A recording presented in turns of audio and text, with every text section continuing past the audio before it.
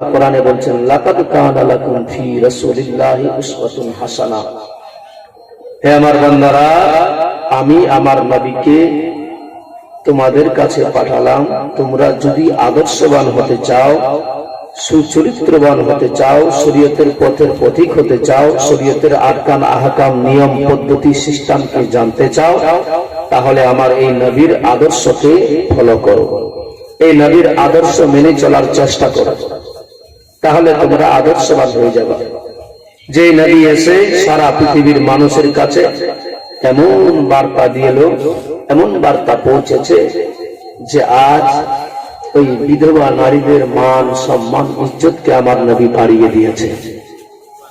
যার জন্য আমার নবী সর্বপ্রথমে 40 বছর যার বয়স মা খদিজাকে বিয়ে করেছিলেন। আল্লাহর পয়গম্বর যত নবীরা আছে সেই নবীগণ মাসে মাসে এসে মা আমেনাকে স্বপ্ন যুগে স্বপ্ন দিচ্ছে, এ আমেনা, আমেনা তুমি যে আছো না, তোমার গর্ভে এমন এক নারী আছে, এমন এক সন্তান আসবে, আমেনা তুমি জানো না। এ আমেনা, তোমার গর্ভের মধ্যে যে সন্তান, যেই কলেজার টুকরা, সে হবে ইমামুল আম্বিয়া, সমস্ত নবীদের সর্দার, আখেরি পয়গম্বর হবে। বলুন সুবহানাল্লাহ। এই মা আমেনা শুধু এতটুকু বুঝতে পারতেন যে আমি স্বপ্ন দেখতে পাচ্ছি, কিন্তু বাকি কিছু বুঝতে পারত না।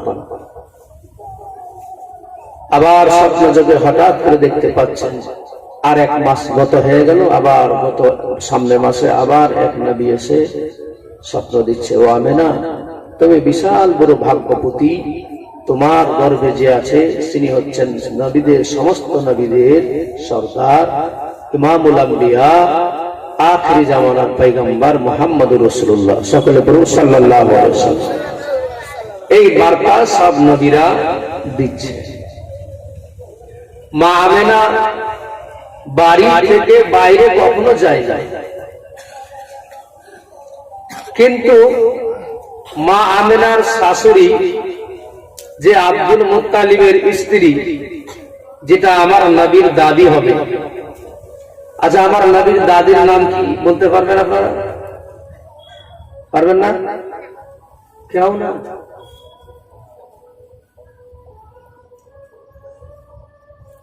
আমি সেদিনও বলেছিলাম, আজকে বলছি, শোনার নাম ইমান নয়, মানার নাম ইমান।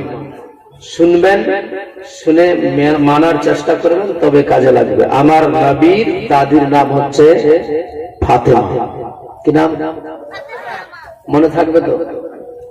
বলবেন না? না আবার আগামী দিনে হয়তো আগামী বছরে কোনো বক্তা আসবে, হয়তো আমি নাও আসতে পারি, কিন্তু যে আসবে তিনি যদি জিজ্ঞেস করে যেন বলতে পারেন যে আমরা জীবনে শুনেছি, যতটুকু শুনেছি কিছু না কিছু মনে রাখতে পেরেছি। আব্দুল মুত্তালিবের স্ত্রীর নাম ফাতেমা। ইনি বাড়িতে আছে, কিন্তু বউ মায়ের বিষয়ে নিজের স্বামীর কাছেও বলতে পারে না। কিন্তু একদিন সকালবেলায় বলতে লাগলেন, স্বামী গো, আপনি তো ব্যতিব্যস্তের মধ্যে থাকেন, তবে একটা কথা বলতাম। আব্দুল মুত্তালিব বলে, দেরি হয়ে গেছে, আমার আর দেরি করা যাবে না, যদি বলো রাত্রিবেলায় বলবে, এখন বলা যাবে না।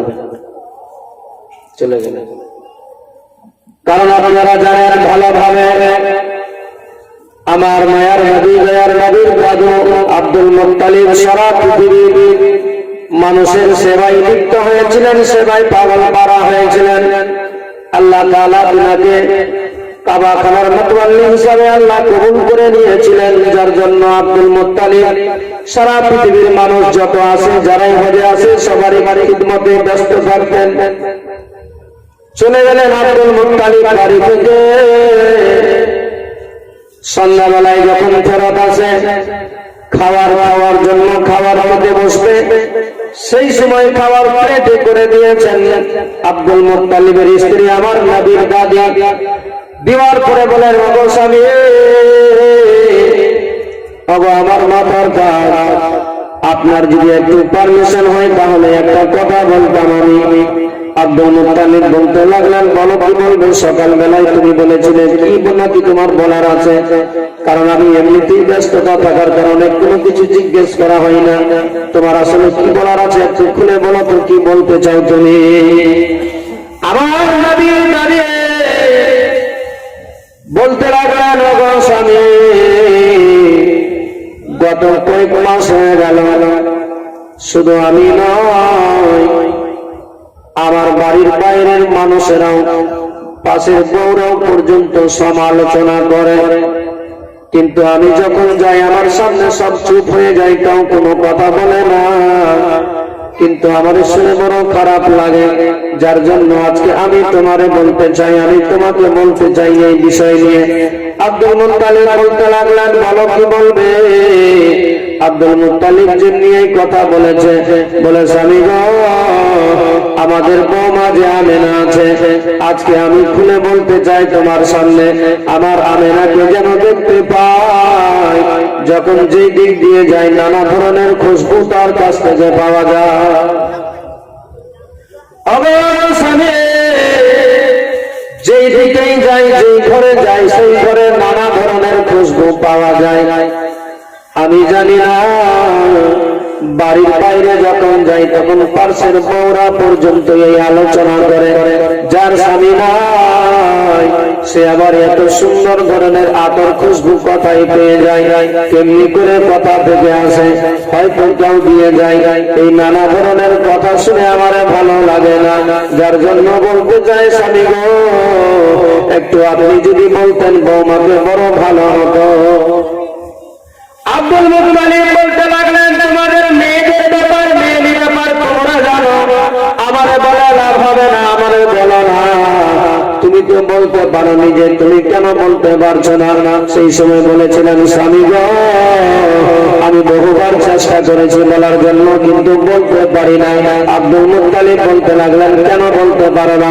বলে, ওগো স্বামী, আমি যখন বলার জন্য মা আমেনার সামনে দাঁড়াই, সেই সময় মা আমেনার চেহারা দেখার সাথে সাথে মা আমেনা যেমনি আমার দিকে তাকাই, সেই সময় আমি থরথর করে ডরে কেঁপে যাই। শত চেষ্টা করি আমার অন্য টাইমে আমার আমেনাকে বলবো বলে, যেমনি বলে আমেনা, সেই সময় বলেন মা, বলেন কি বলবেন বলেন। চক্ষু খুলে যেমনি আমার দিকে তাকাই, আমি সেই সময় মা আমেনাকে কোনো আমার বৌমাকে কথা না বলে আমি যেন ডরে কেঁপে যাই। জানি না কেন এইটা আমার ভিতরে হয়ে যায়, আমি কোনো মতেই বুঝতে পারি না। যার জন্য আজকে আপনারে জানালাম, স্বামী গো, আপনি একটু দেখেন ব্যাপারটা, নচেত বড় বদনাম হয়ে যাবে। কারণ মানুষ নানা ধরনের কথা সমালোচনা করে, আমাদের বাড়িতে এই ধরনের সমালোচনা আমার বাড়ির বিষয় নিয়ে করবে, এটা কখনো স্বভাব পাবে না। কারণ স্বামী গো, আপনি হচ্ছেন কাবাখানার সর্দার, সারা পৃথিবীর মানুষ আছে, আপনি সবার সেবা করেন, আর আমার বাড়িতে এই ধরনের মানুষ খুব চিন্তা ধারণা নিবে, এটা আমি কখনো মানতে পারি না। আব্দুল মুত্তালিব সেই সময় বলে, মা বৌমা, ও আমেনা, একটা কথা বলবো মা, একটু কাছে আসো মা। মা আমেনার সঙ্গে সঙ্গে চলে আসলেন, বলেন, আব্বা কি বলবেন, কি বলার আছে?